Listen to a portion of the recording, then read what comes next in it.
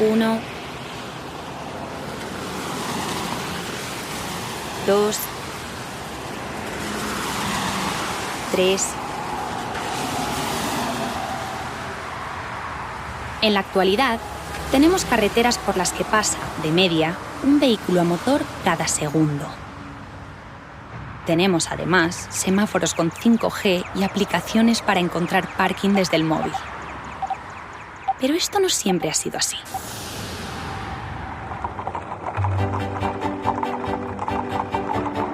España, comienzos del siglo XIX. Las carreteras son de arena o adoquines, sin asfaltar. Por ellas transitan carruajes, caballerías u otros vehículos de tracción animal. No hay rastro de semáforos ni de pasos de peatones. Esta es la apariencia que tuvieron nuestras calles durante siglos. Sin embargo, en 1881, todo empezó a cambiar.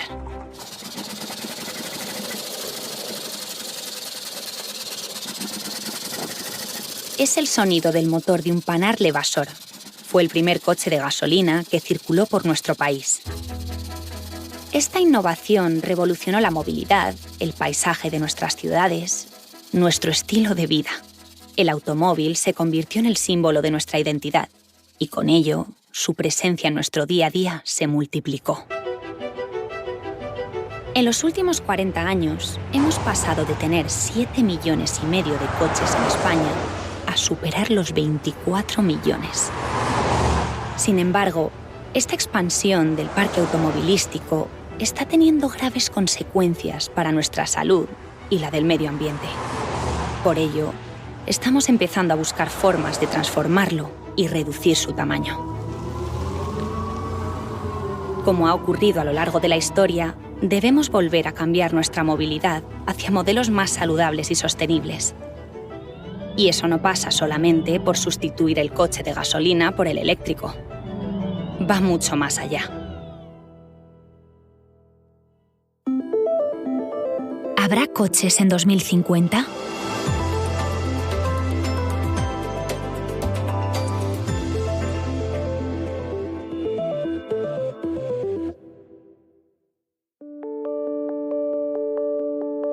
Hoy en día, una de las decisiones más difíciles de la clase media española es la de comprar un coche. ¿Diésel o gasolina? Aunque parece que el futuro es el eléctrico. Pero claro, es que la batería dura muy poco. Quizá un híbrido sea una buena opción.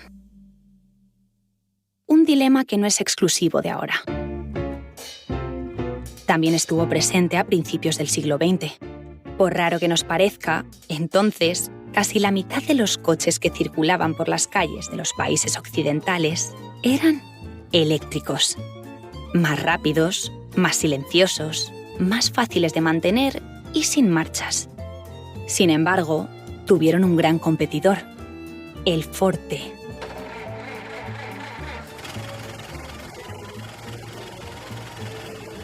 Henry Ford ganó la batalla con su coche de gasolina gracias al apoyo de la industria petrolera estadounidense. También a que no tenía la limitación de las baterías. En España, la vida de los eléctricos fue algo más larga. El difícil acceso al petróleo debido a la autarquía hizo que perduraran más tiempo. Sin embargo, poco después, como en el resto del mundo, se terminaron imponiendo los vehículos de combustión. Las calles se llenaron de coches. Los primeros efectos fueron, sobre todo, positivos. La multiplicación del número de ambulancias hizo que se redujera el número de muertos. Los médicos y carteros, que antes solo cubrían 2 pueblos, ahora podían trabajar en 10. Viajar y hacer turismo era mucho más fácil y asequible. La productividad de las empresas y las personas se disparó. Sin embargo, la gran expansión del parque automovilístico también ha empezado a tener consecuencias muy negativas para nuestra salud y la del planeta. Entonces se hablaba poco de esto, era muy limpia, la ciudad se respiraba mejor y era envidiable. Es que entonces no se hablaba de la contaminación. Yo creo que no existía. No sabíamos el peligro. Ni nos habían hablado de la capa de ozono. Los taxis entonces, me parece que había 6.000. o 7.000 taxis. Ahora tenemos 16.000 personas. Había entonces 1,5 millones, por ejemplo. Tenemos 3,5 millones. Todo eso era bonito. La contaminación no existía. Matías Martínez recuerda cómo eran las calles de Madrid allá por la década de los 60. Tiene 80 años. 40 de ellos los ha pasado al volante de un taxi en la capital. Heredó la profesión de su padre. Cuando echa la vista atrás, se le iluminan los ojos.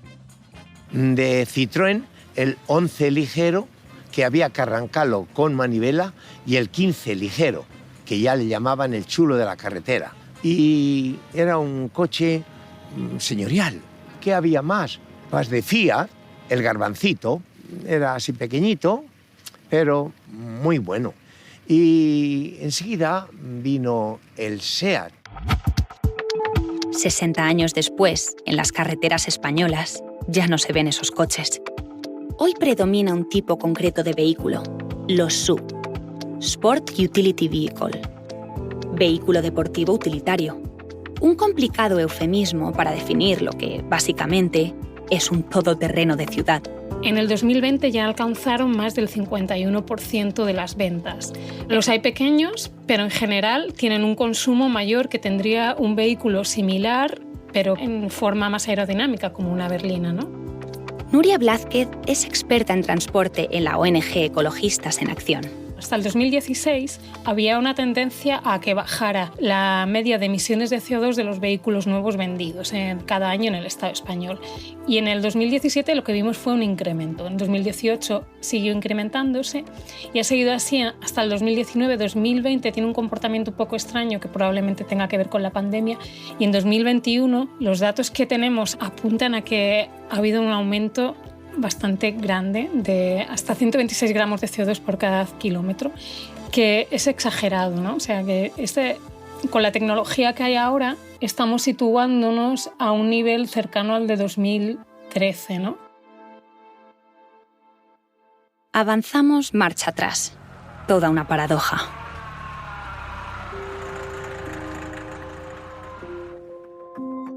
No se trata de ser más o menos ecologista o de ser de un partido azul o de un partido rojo.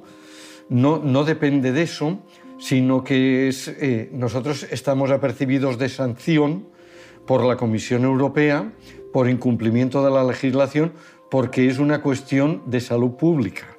Porque nos dice la Comisión Europea que anualmente se producen alrededor de 379.000 muertes prematuras en la Europa de los 28, ¿de acuerdo?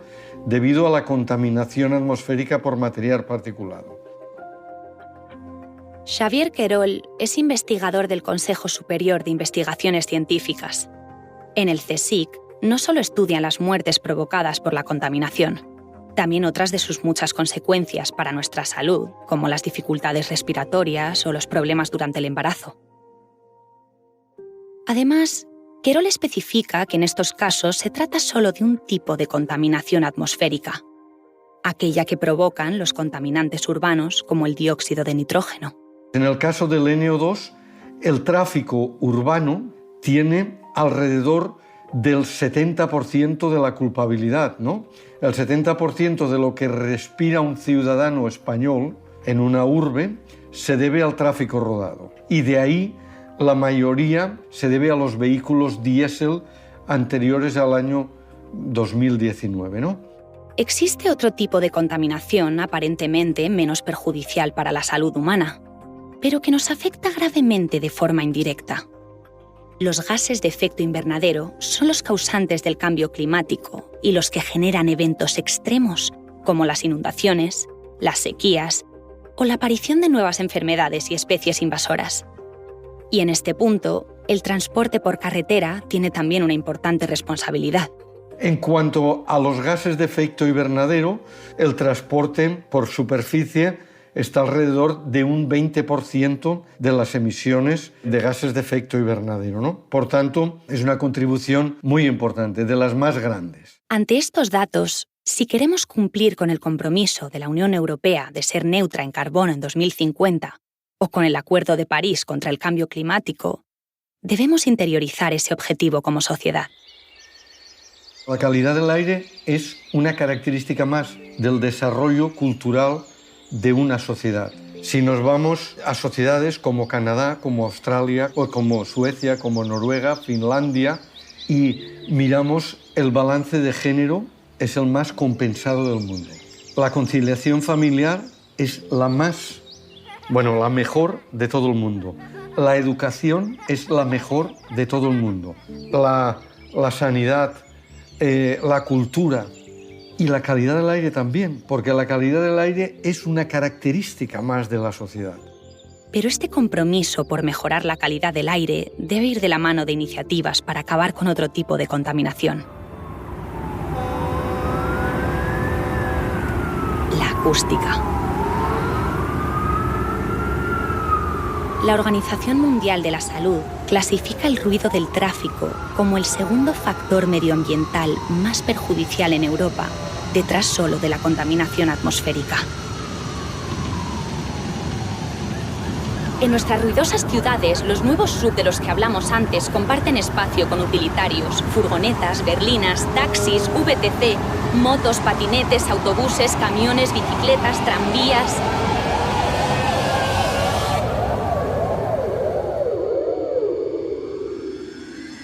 Y en medio de todo esto,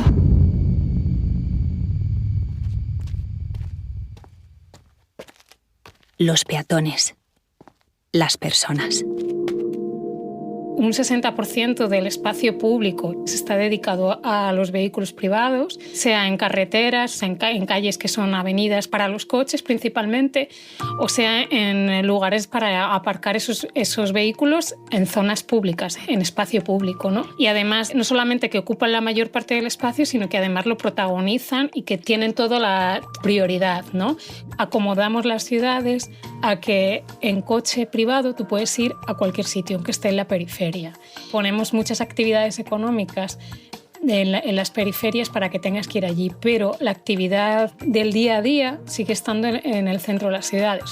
Y lo que hemos generado es que hemos puesto como cada cosa en una parte distinta de la ciudad, y para acceder es muy difícil también tener sistemas de transporte público a veces. El otro día un tuitero que lo dibujaba diciendo: para explicarle estos modelos a mi familia, voy a decirles que en la mesa de Navidad pongamos en una parte las ensaladas, en otra parte los primeros, en otra los segundos y en otra los postres, ¿no?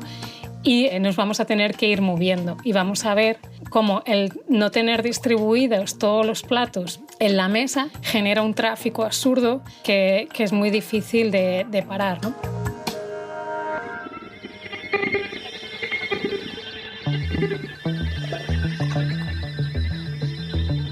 Parte de la solución a estos problemas de contaminación ambiental y acústica pasa por acabar con los motores de combustión. La Cumbre del Clima de Glasgow de 2021 dio un importante paso hacia ello. Los vehículos de combustión deberían dejar de existir a partir del año 2035.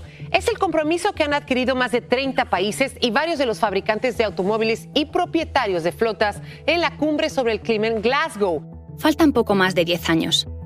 Es la misma fecha que se ha fijado Europa para que no se vendan coches que emitan gases de efecto invernadero en nuestro continente. Será el principio del fin en Europa de los vehículos de gasolina, diésel, gas natural e híbridos. Su lugar lo ocuparán los coches eléctricos que no emiten gases contaminantes. La mayoría de las firmas ya los fabrican y su expansión ya se está produciendo. La venta de coches eléctricos se ha duplicado en Madrid a lo largo de este mes. Cada vez hay más conductores que se pasan al coche eléctrico. En lo que llevamos de año se han matriculado más de 17.400 vehículos de este tipo. En España, la venta de este tipo de coches creció un 38% en 2021 respecto al año anterior, según datos de la Asociación de Fabricantes ANFAC.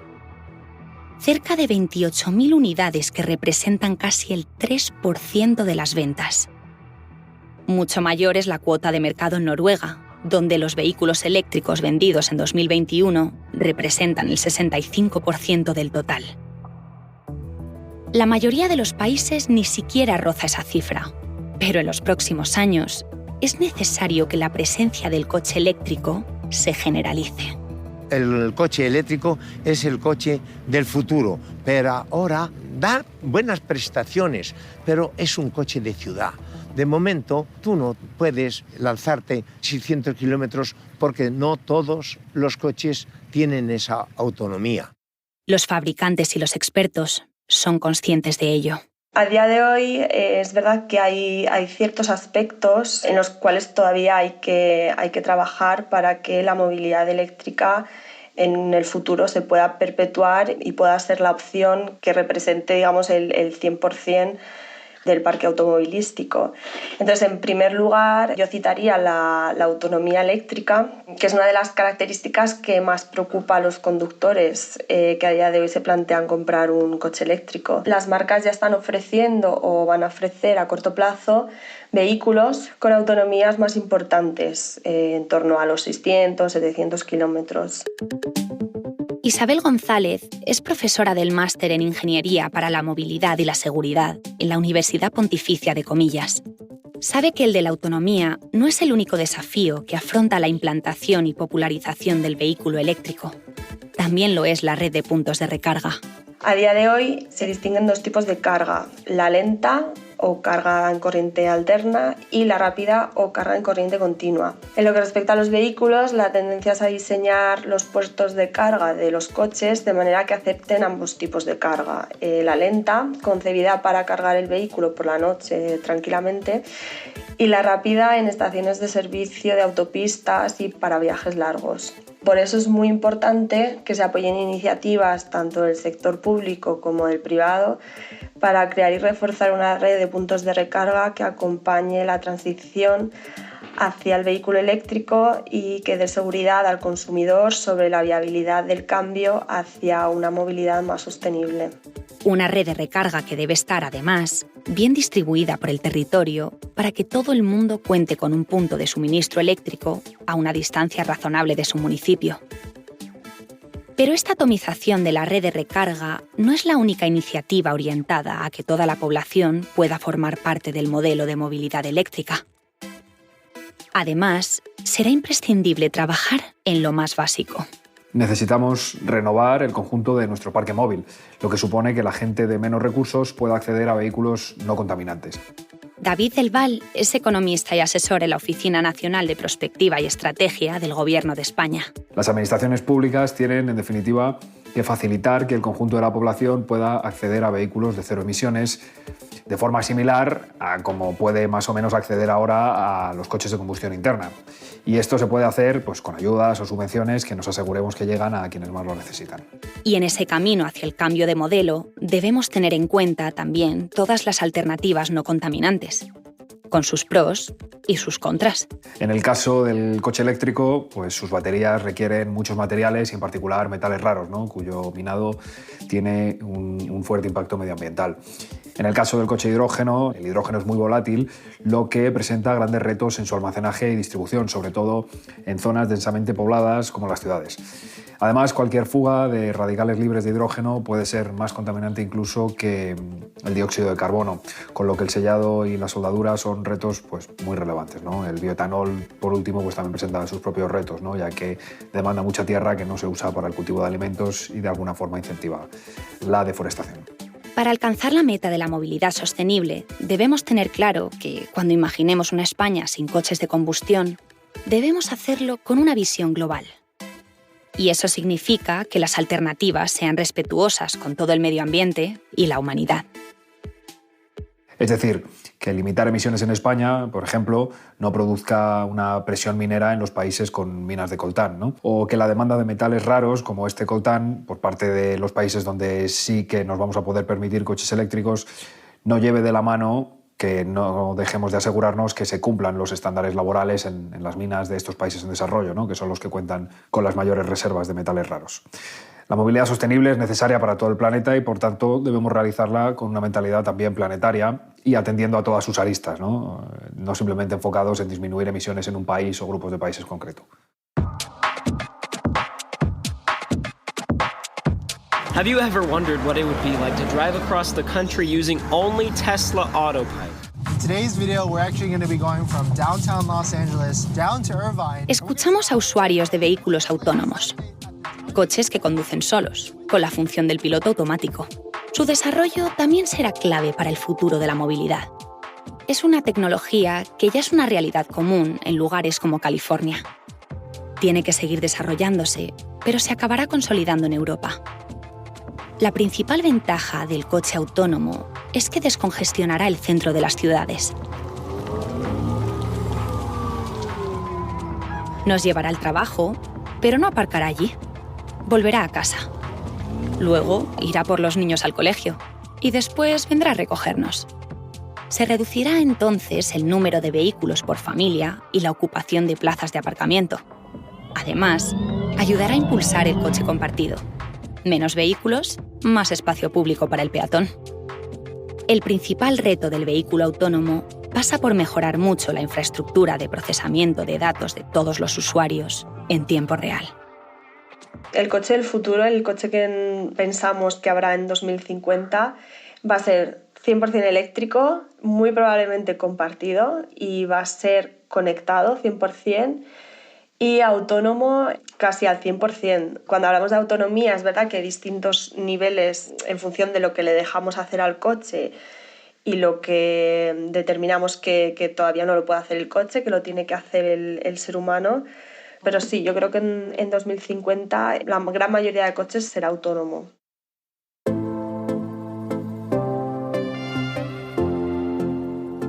Pero los desafíos no se quedan en el momento de elegir la alternativa más sostenible cuando decidamos cambiar de coche. No se trata de un cambio de cromos, de sustituir 24 millones de coches de combustión por 24 millones de coches eléctricos y autónomos. Esto no resolverá muchos de los problemas asociados a un exceso de tráfico. Se necesita un cambio en el modelo de movilidad. En mi opinión, en la España de 2050 ya no van a existir en la circulación coches de combustión fósil. Se producirá un final unos años antes. Mario Rodríguez es director de Transición Justa y Alianzas Globales de la Fundación Ecología y Desarrollo. El coche va a seguir teniendo un papel importante, que habrá menos coches en las ciudades y habrá mucho car sharing, ¿no? Mucho coche compartido, pero van a aparecer otras formas de movernos, ¿no? Ya están apareciendo, de hecho, ahora pues, en la actualidad tenemos los patinetes, la bicicleta va a tener un papel fundamental. Y bueno, en el 2050 habría que ver qué papel, por ejemplo, juegan los drones. Ya empieza a haber algunos prototipos en algunos países, ¿no? de taxis, ¿no? Pequeños. Yo no descartaría, ¿no? Y habrá sobre todo, entiendo, un transporte público mucho más rápido, más tecnológico, más digitalizado. Va a haber una combinación multimodal, ¿no? Es decir, posiblemente la gente combine distintas formas de movernos en un solo viaje, porque estará más habituada, ¿no? Y será mucho más fácil, ¿no? Las ciudades están diseñadas en función de nuestros viejos hábitos de movilidad. El reto del urbanismo público para evolucionar con los nuevos es tan apasionante como complicado. Va a ser una ciudad mucho más tecnológica, más domótica, si me apuras, donde va a haber espacios nuevos y, a mi juicio, más espacio para el peatón. Esto va a ser claro, va a ser seguro, ¿no? Por lo tanto, habrá un modelo de ciudad más saludable, porque habrá menos emisiones y menos contaminación, y más pensando en el ciudadano que en el coche. Yo creo que va a cambiar el modelo. Y en ese nuevo modelo, las zonas de cero emisiones tendrán mayor protagonismo e irán un paso más allá de las actuales áreas restrictivas en el centro de las ciudades. Las supermanzanas, espacios de unos 400 metros cuadrados con un mínimo tráfico en su interior y una gran preferencia del peatón, también serán comunes en algunas ciudades. Pero las soluciones para descongestionar las grandes urbes tendrán que llevarse a cabo pensando en lo que las rodea. El gran reto va a ser cómo establecer una red de nueva movilidad que conecte todas las poblaciones, ¿no? de la corona periurbana con la ciudad, de tal forma que en calidad, frecuencia, ¿no? y agilidad puedan hacer que la gente no vea necesidad de tener un coche particular para poder bajar a la ciudad. Habrá mayor conectividad y, por lo tanto, el ciudadano no tendrá necesidad de pasar 2 horas en un atasco.